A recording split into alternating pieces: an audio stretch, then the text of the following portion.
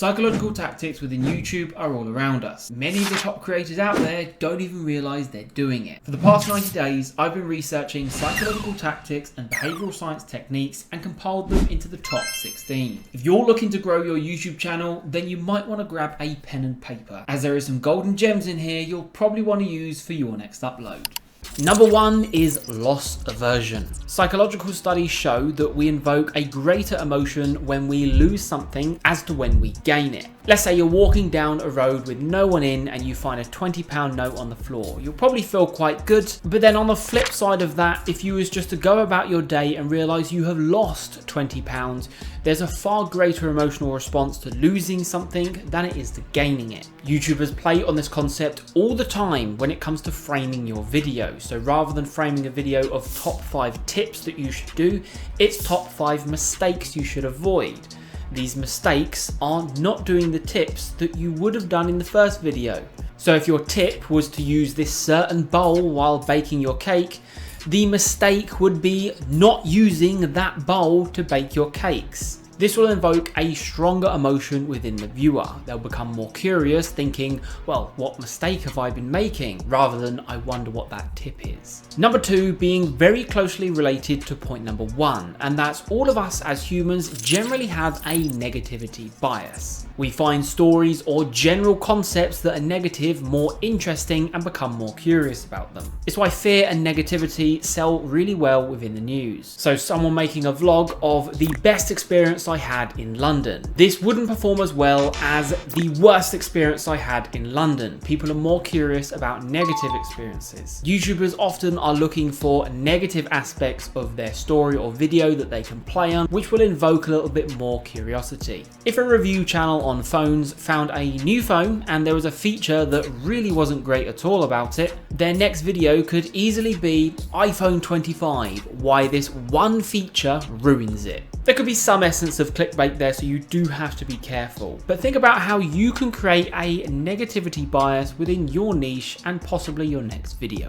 Number 3 is displaying non-exact numbers. This is a typical marketing technique which makes whatever you're advertising a little bit more believable. If I told you I've read over 100 books over the past 10 years, that may be believable. But if I said I've read roughly 127 books over the past 9 years, to the majority of people, the second statement sounds more believable. Rounding up or down numbers can sometimes come off as a lack of effort or just generally not believable. Examples of this in YouTube would be someone studying a language, speaking fluent Chinese after 87 hours of study, how I did it. So make the effort whenever you're displaying like numbers to be exact about it and don't round them to a whole number. Number 4 is social proof. Research shows that receiving information about how others react will influence someone's compliance. It also leads to greater curiosity. Let's take a travel channel. Having a video saying staying at the most popular hotel in London, viewers may be curious as to why so many people are staying at this hotel. For a different concept, you could interject some negativity bias into this, such as staying at the worst rated hotel in London. It has social proof because many people have rated it bad, and the negativity bias. It's got so many bad reviews, you want to find out what's bad about this hotel and how does this creator get on staying there. And that's why videos like this did so well. There was a trend not too long ago of these videos and they're still around today. Number 5 is relatability builds trust. The more ways you can relate with your viewer, the more trust will be built and a stronger community you will build down the line. The review channel I mentioned earlier, advertising the new iPhone 25, if you was just slot in there within general conversation about the phone that, God, I always drop my phone and the amount of phone screens I've smashed in the past, I cannot count. But luckily this phone is quite durable. You're highlighting the durability of the new phone, but what you're doing is just interjecting some little bit of relatability, because let's face it, we've all smashed a phone screen at least once in our life. Or a gym channel walking through a new gym routine. You may put in there just a little cut of you saying, when I was new to the gym, I always wanted massive arms. So during this workout routine, I'm going to focus a little bit more heavily on that. Now, I'm sure there is so many people like new gym goers watching channels like these and they have dreams of having big arms. So once again, you're just kind of predicting how to be relatable to your viewer and being authentic about it. And over time, this will build more trust, leading to a stronger community. Number 6, the rule of reciprocity. If someone does something for you, you feel obliged to almost return the favor. For example, if a creator is giving out a free resource, such as a template file or just links to helpful resources that may be valuable to your viewer, or even just commenting and helping people out in the comment section. Many creators aren't doing this for specifically any gain in return, but trust me when I say that any viewer that gets helped has this feeling inside, it's just general human nature, that down the line they probably want to repay the favor somehow, even if that's just a like to the video or subscribing. But what happens is down the line, if that creator comes out with a product or a service or something general with the community, the people who have actually benefited of the value of that creator may be more willing to get involved. Now, this isn't helping with an expected return. It really isn't that. It is just simply giving, and just general human nature may unfold. Don't give any resources behind an email link, like put your email in here to unlock the free resource. Getting something for free in return for an email address is not giving something for free. People know that you're using that email for down the line to upsell something. So if you're giving something for free, literally give it for free in like a link in your description or so, which links them directly to the resource. Number 7 is the anchoring effect. This is a quick one, but individuals' judgments or decisions are influenced by a previous reference point or an anchor. So setting up a video by saying in the intro, the average person does 8,000 steps in a single day. And today I'm going to be attempting to do 100,000. Or another title, typically we spend 3 hours each day on our phones. So for the next week, I'm going to completely restrict my phone use to 0. It's setting the scene for your story, it provides a better hook and makes it more understandable. This is especially needed in like a complex subject. So if you have these kind of complex titles or videos, be thorough when it comes to anchoring. Number 8 is memory. And that is information that is visual is 70% more memorable. This is why overlaying animations and B-roll, while especially doing talking headshots, when you're maybe providing some detailed explanations, will make it more memorable. It also helps audience retention as well, because there is 2 senses when we're watching YouTube that you have to entertain. You have to entertain someone's ears and their eyes. YouTubers are constantly looking for ways to visualize what they're saying. And try your hardest to do it too. This may mean the editing phase takes an extra half hour or an hour, but that in turn could double your views as you get more audience retention. Go on a website like pexels.com, which is completely free, and you can search for various B-roll footage, whether that be photos or videos, horizontal or vertical format. And this could just fill in the blanks. If there's like a 30-second period where all you're doing is talking, see if you can interject some little bit of B-roll in the middle of that, and that may really help your retention. Number 9 is the authority principle. And it's the trust that we place on someone based on their past experience. Take Joe Fazer, for example, a fitness influencer. He sometimes says in the start of his videos, "My name is Joe. Around 6 years ago, I was classed as severely underweight. I was extremely insecure of how I looked, and it led to me going on a tough journey to try and beat this insecurity. 6 years later, and I'm here." Which leads you to trust the advice he's about to give you about the coming workout video. This is because he's clearly walked the walk. And then take Alex Hormozy, for example. He always introduced his videos such as... And so if you don't know who I am, my name is Alex Hormozy. I'm at acquisition.com. It's a portfolio of companies that right now does about $110 million a year and continuing to grow. And so I just make these videos because I hope you get value from them. So state why a viewer should listen to you on a certain subject. If you've got a cooking channel, well, say how long you've been a chef for at the start of your video. A finance channel might start some of their videos with, "I've been a financial advisor for 8 years." And in this video, it makes the viewer feel like they're in good hands for the advice they're about to receive. And the previous channel I made got monetized in only 2 weeks. And that's why you should subscribe to this channel if you're looking to grow your YouTube. And for those who are really serious about growing on YouTube and want active support, then scroll down to the description where I have a link to my school community. Number 10 is the Pratfall Effect. Hello, it's me from the editing part of the video. I didn't really explain this point very well, so this is basically just take number 2. The Pratfall Effect is when we like someone a little bit more when they're super competent at something, but they still show they make mistakes. But if someone's not competent in something and they make mistakes,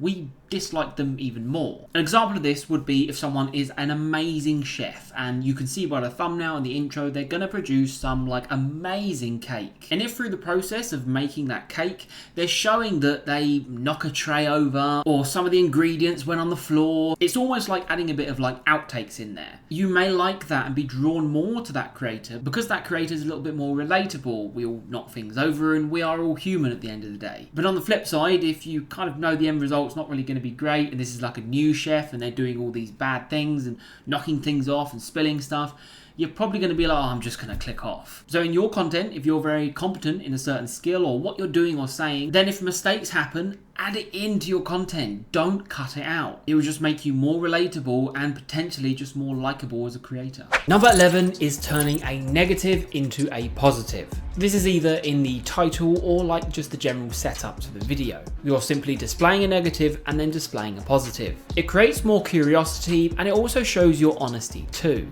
Take Marmite for example. Some people love it and some people hate it. They are openly showing in their marketing that a lot of people hate their product. But it does get you curious. I wonder what side of the fence I'm on. Will I love it or will I hate it? Let's take this video intro for example. Not the most extensive tour of Berlin, but I'll show you some secret places you probably haven't heard of before. Or a great headline to the hotel review I said earlier. You could say, staying at the worst rated hotel in London, not what you expect. You expect it to be bad, so saying not what you expect is almost spinning it to a positive. Number 12 is the curiosity gap. It's the space between what we know and what we don't know. What we know will only give us half the story, and then we want to keep watching to find out the payoff or the rest of the story. This is extremely crucial in your thumbnails, title, and storytelling. Pretty much all TV shows, movies, videos, they all play on curiosity. I mean, why would you want to keep watching a movie? You want to see what happens at the end, or you want to see the character development as the movie goes on. You're curious to see what happens next, or you're curious to see what other value you're going to be getting. Now, thumbnails are the most important and crucial part when it comes to creating curiosity with your videos. A very simple concept of this is a simple arrow pointing to what you want to highlight. It's very commonly used within YouTube and it works really, really well. Take this thumbnail here from Yes Theory. Maybe you can work out what it is, but putting it amongst all of the other thumbnails, it does kind of get lost. But the actual thumbnail does have an arrow in it. So this draws attention to the exact area they're trying to get you to focus on. They can't just simply zoom in and show you this house in a grander scale because they want it to be small on the screen to give a little bit more emphasis that this small house is on top of a mountain. So this is an example where putting an arrow is actually really, really great. Let's take Jeff Nippard. He's a popular, well-trusted, science-based fitness influencer. He made a video of the worst supplements everyone takes for muscle growth. Now he's blurred out what he's drawing attention to, but here's the interesting part. Those in the fitness niche will recognize the label on this pot. There is another fitness influencer who's very kind of outspoken and always within the drama named Greg Doucette. He has his own supplement brand, and this thumbnail does look a little bit like his supplements. If you're within the fitness niche and you see this thumbnail, you'll think to yourself, oh my God, is Jeff really gonna go at Greg's brand? So he's teasing you with the curiosity of something you may expect. And that all come from blurring out what he's actually trying to show you. A very clever tactic from Jeff. So make sure you're trying to pose a question in your viewer's mind when they look at your thumbnail. Number 13 is the sunk cost fallacy. We continue a behavior based on previously invested resources, be that time, money, or effort. It's why many videos are numbered. So like the top 7 tips for YouTubers that I did. Or even this video right here. You're number 13 in and there's 16 points in total. And only 3 to go. So many of you may think, well, I've got this far. I might as well stick around and watch the rest. Which you should, by the way. There was also a phase where YouTubers started doing this, which is counting down to like the next scene. Meaning if you're like halfway through on this loading bar, then you're probably going to stick around because, hey, a new scene's coming up. But anyway, as you can see, time's running out, so on to the next point. Number 14 is identity bias. This is playing on what people identify themselves as. Take a study done with a charity donation volunteer. Rather than approaching people in the street saying, would you like to make a donation? They then flipped it to then coming up to people and opening the conversation with, are you a giving person? This in turn played on people's identity, and a lot of people would like to identify as someone who is a giving person, and therefore leading to about a 30% increase in donations received. When thinking of titles or concepts, or when you're generally speaking to your audience, think to yourself, how does my viewer want to identify as? How do they identify as? Or what would they like to be identified as? Take this channel here. They are tapping into people who are labeling themselves as gamers and saying only these type of people will understand, which also challenges their identity. Another curiosity pull as you think, well, I'm a gamer, I'm gonna surely understand all of these. It's almost like, how dare you question me? Of course I'm gonna get it.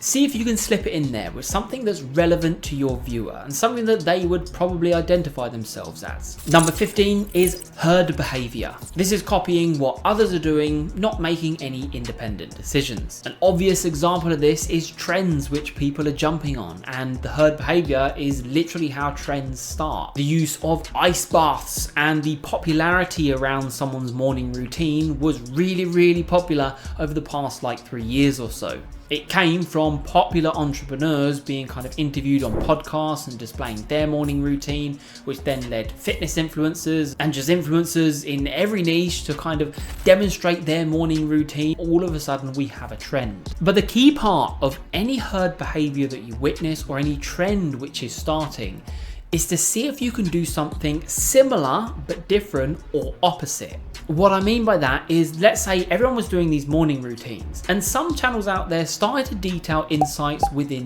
nighttime routine. It's still in that kind of same bubble, but it's at the opposite end. So when any trend pops up, be vigilant to see if you can find something that's either opposite or slightly similar, or just jump on that trend. Number 16 is variable ratio schedule, where a behavior is reinforced after a random number of responses. To put it in YouTube terms, lift this dumbbell to win $1,000. Or any video where there is a reward when someone kind of completes something. But the reward is obviously random. You don't know when throughout the video someone's going to achieve it, or if someone's going to achieve it. It plays on suspense and curiosity. And if someone achieves it quite early on in the video, it then flips. You suddenly think to yourself, well, how much money is this creator going to lose? These type of videos are everywhere, and the concept works really well for audience retention. And some creators have added another variable aspect, being a mystery prize. So it's even more curiosity. You don't know when that prize is going to come, and when it does come, what it even is. Save this video